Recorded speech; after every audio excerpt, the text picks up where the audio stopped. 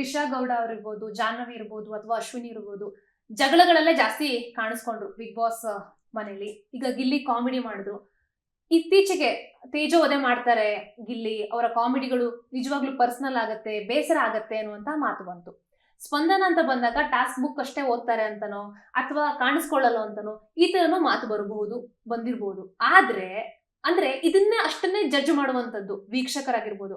Big boss ಮನೇಲಿ ಏನಾಗುತ್ತೆ, aggressive ಆಗಿ ಆಡಿದ್ರೆ ಅವ್ರು ಅಗ್ರೆಸಿವ್ ಆಗಿ ಮಾಡ್ಬಿಟ್ರು, ಚೆನ್ನಾಗ್ ಆಡಿಲ್ಲ, ಕಾಂಟ್ರವರ್ಸಿ ಮಾಡಿದ್ರು ಅಂತ ಹೇಳ್ತಾರೆ. ನೀವು ಹೊರಗಡೆ ಬಂದಾಗ ನೀವೇನೂ ಪ್ರಾಬ್ಲಮ್ ಇಲ್ದೇನೆ ಕ್ಲೀನ್ ಆಗಿ ಹೊರಗಡೆ ಬಂದ್ರಿ ಅಂತಂದಾಗ ಅವ್ರು ಕಾಣಿಸ್ಕೊಳ್ಳೇ ಇಲ್ಲ ಅಂತ ಒಂದು ಮಾತು ಬರುತ್ತೆ. ನೀವು ಇದನ್ನೆಲ್ಲ ನಿಮ್ಗೆ ಮೋಸ್ಟ್ಲಿ ತಲೆಗೆ ಹೋಗಿರ್ಬೋದು ಅಥವಾ ನೀವು ವಿಮರ್ಶೆ ಮಾಡ್ಕೊಂಡಿರ್ಬೋದು. ಬಿಗ್ ಬಾಸ್ ಮನೆಯಲ್ಲಿ ನಾನು 99 ದಿನಗಳ ಕಾಲ ಇದ್ದೆ ಅಂತ ಅಂದಾಗ ನಿಮ್ಮನ್ನ ನೀವು ಆತ್ಮ ವಿಮರ್ಶನೆ ಮಾಡ್ಕೊಂಡಾಗ ಸ್ಪಂದನ ಹೇಗಿದ್ರು, ಹೇಗ್ ಆಟ ಆಡಿದ್ರು ಅಂತ ನಿಮಗ್ ಅನ್ಸುತ್ತೆ?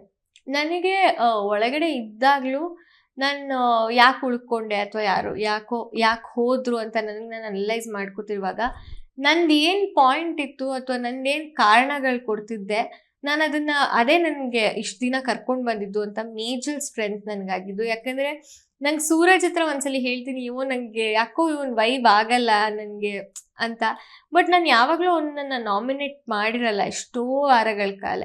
ನನಗೆ ಅವ್ನು ವೈಬ್ ಆಗಿಲ್ಲ ಅಂದರು. ಯಾಕೆ ಅಂದರೆ ನಾನು ಅಲ್ಲಿ ನಾಮಿನೇಷನಿಗೆ ನಿಂತಾಗ ಅವನ್ನ ಮನೆಯಿಂದ ಆಚೆ ಕಳ್ಸೋಕ್ಕೆ ಜಸ್ಟ್ ನಂಗೆ ವೈಬ್ ಆಗಲ್ಲ ಅನ್ನೋ ಕಾರಣ ಕೊಟ್ಟು ನಾನು ಸಣ್ಣವಳಾಗ್ತೀನಿ ಅಥವಾ ಕಾರಣನೇ ಇಲ್ಲದೆ ಏನೋ ಹೇಳ್ತಿದ್ದೀನಿ, ಅಷ್ಟು ಇನ್ಸೆನ್ಸಿಟಿವ್ ಆಗಿ ಕಾಣಿಸ್ಬಾರ್ದು ಅನ್ನೋದನ್ನ ಯೋಚನೆ ಮಾಡಿರ್ತೀನಿ. ಈ ಥರ ಅನಾಲಿಸಿಸ್ದೇ ನನಗೆ ಆ್ಯಕ್ಚುಲಿ ಹೆಲ್ಪ್ ಆಗಿದ್ದು, ನಂಗೆ ಸ್ಟ್ರಾಟಜಿ ಆಗೋಕ್ಕೆ ನಾನು ಸ್ಟ್ರಾಟಜಿ ಮಾಡಿದ್ದು. ಇಟ್ಸ್ ಓಕೆ, ನಂಗೆ ವೈಬ್ ಆಗ್ತಿಲ್ಲ, ಐ ವಿಲ್ ಟ್ರೈ ಅಟ್ಲೀಸ್ಟ್. ಅದೇನು ಕಾರಣ ಇಲ್ಲದ ಕಾರಣ ಕೊಡ್ತಾರೆ ಅಂತ ಹೇಳ್ತಾರಲ್ಲ, ಅವಾಗ ನಾವು ಸಣ್ಣವರಾಗಿ ಕಾಣಿಸ್ತೀವಿ, ಅದು ನನ್ನ ವ್ಯಕ್ತಿತ್ವ ಅಲ್ವಾ ಅಂತ ಆ ಥರ ಯೋಚನೆ ಮಾಡಿದ್ದು ಇದೆ.